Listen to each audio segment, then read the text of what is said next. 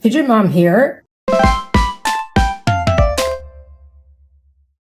Hey guys, Fidget Mom here, and today I'm going to do something a little different, an educational video, and this should hopefully help those of you who have SOBs, sliders on a budget, SOBs if you want to call them. So the other day I put swoop plates on the stainless steel, and look how nicely it slides, but it sounds like somebody wants to buy it. Now I have this regular one, which I got in a drop, and I have three just like this, a little different in terms of the cages, the magnets, and the plates, and I'll explain what those are in case you don't know. This is what you would potentially call an insert, and this is just digit. I don't know. That's how Derek calls it, but this is carbon fiber inlay, and this is a special kind of anodization. Very, very cool. So, and I wanna keep that. I have three similar ones like this, different plates, but I don't need, and I'm going to probably get rid of, see, you can even do it better on my non-dominant hand. I'm probably even going to end up selling some of the other ones, the main ones. But right now, I guess I would like to potentially get this. These have Derek's recent swoop plates.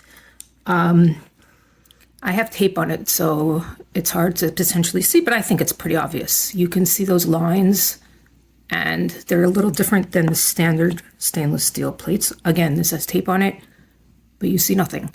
So my intention of this video is to get these swapped over here as well as the cages, because I just put in a new cage as well in here, a lighter cage. This happens to be pretty light as it is. I'm actually gonna weigh it. It's a little heavier, and you know, I actually, for whatever reason, I take a liking to the 3D better than the stainless steel, and since I have three of them, I don't need three of them. Every other one has a different design, and this is the only one that, you know, basically is the same design across three, except that this is different. We get what Derek provides, so that's what he had available at the time of that particular drop. So I'm going to weigh this first, and I'm going to also share some other details, and just stay tuned. I will get some stuff. All right, so I have my scale out here, and I'm just going to do comparison. Honestly, it's I would say it's minimal, but these are different entirely. This is the regular SOB, and this is the SOB Slim. People have taken more of a liking to the SOB Slim, and they haven't actually gone. I don't even think he's done anything with the SOB regulars recently. So let's just see what it weighs. That's 53 grams. 77. So there is a difference. So obviously a difference. Now I have to say that this is actually lighter than the one I had previously, because again, I switched out the cage inside, and the cage, by the way, I said I would elaborate on that later. That's where you put the magnets. And I had an interesting experience with the cages in the fact that, or rather the magnets, in the fact that the magnets actually aren't the best quality and they cracked. So that was really interesting for me to experience. It's always good to have other magnets. If you want to do that, playforbeans.com is a great site for magnets. So what I have here, so basically, like I said, I have tape on it, but I cut at the center so I can access the screws. I have a T8 here. I have to remember that you're gonna wanna be on a magnetic surface, but not exactly. So you'll see exactly what I'm doing in a second. Take it out.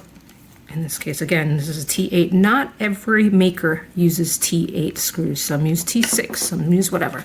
Hold this, and then you're going to put it against, as close as you can, against the magnet of this Magnus case, like that.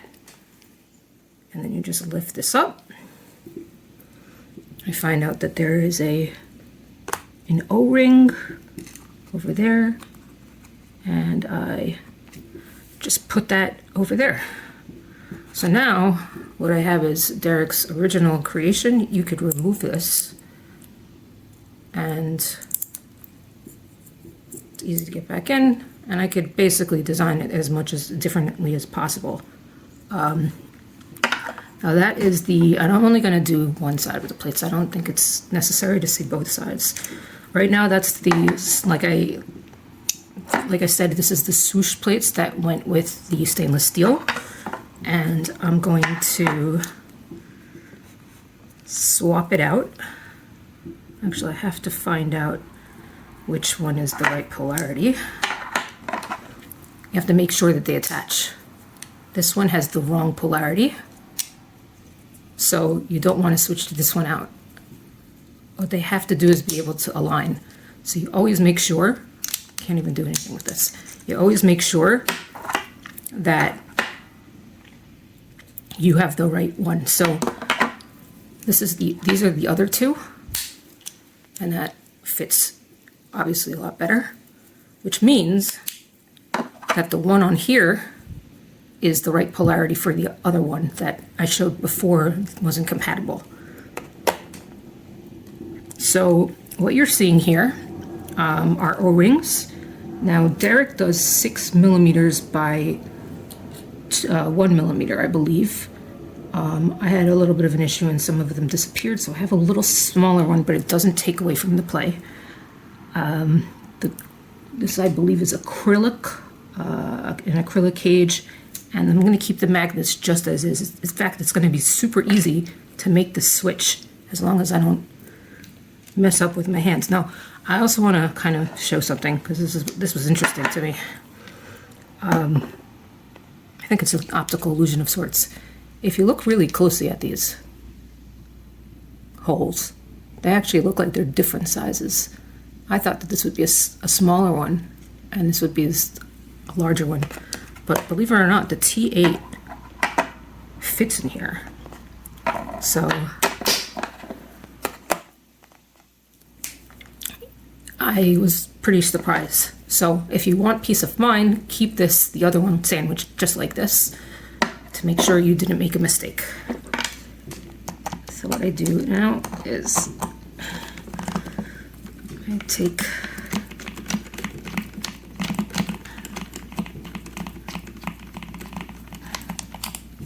this one off. I'm going to keep the same screws in each, but what I'm going to do here is, again, very, very slowly, as close as possible, and then you let go. Otherwise, this will come off and the magnets will go flying, and so will the O-rings, and you'll lose one just like me. Okay, so now it's fixed pretty heavily on because these are N52 magnets typically, I believe, and those are the strongest magnets you can get commercially. So obviously now it's just easy just to go like this. Now you see the difference is pretty substantial. This is, I don't know what kind of plate this is. Stainless steel? I don't know, but I definitely want to go to this one. So all I really have to do, because this is already out, is put that on. Swap it out. It's, oh right, I wanted to use the same color, like I said, and obviously, again, you have to put pressure when you continue doing this. You have to put pressure and then slide it. Okay, wait until it gets tight. Now mine is tight. Now I'm just gonna see how much it weighs. Obviously this is a half, so this is just a an estimate. And let me move this out for a second, or rather, I'm just gonna, whatever. It's not gonna be perfectly calibrated, but I'll get a rough idea, and that's fine by me. Focus. See, I don't even understand this. Okay. So 28. So basically, we're looking at, I guess, 56 grams. It's not hugely different, but again, the soup plates provide a different, my understanding, a different playing experience. And I haven't been playing with all of them to know. So I'm just going to take their word for it. Again, I'm only going to do this video. I'm not going to do 10 minutes. There's no reason to watch this and watch me do it a second time. You can watch this twice if you wanted to follow along. So same deal here.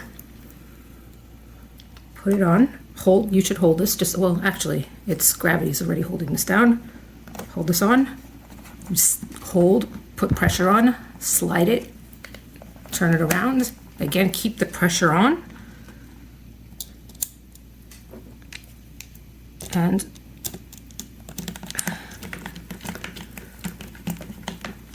screw that baby back in. So what I have now is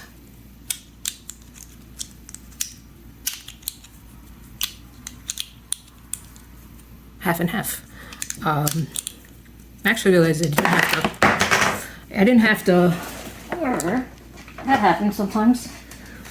Thankfully, these don't really get too damaged. They don't even get damaged. This is what it looks like.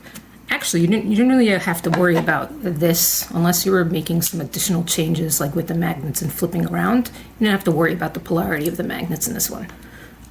You were just making a straight swap, so it doesn't actually matter. But at the end of the day, that's all you have to do. So I hope this video was helpful for anyone who's switching out magnets. I have not ever done anything with load-bearing tools, and I have about 6. I'm sending a 7th away from someone who purchased it. So I'm going to do a video when I get to that. But I feel I'm still giving a beginner's perspective for those who might be new at this stuff, and I'm hoping that this has provided some value. So if it has, like and subscribe and follow for more, because there will be a lot more. You won't just always be the Fidget family. Fidget mom doesn't have Fidget family around right now. I gotta improvise. All right, guys, take care.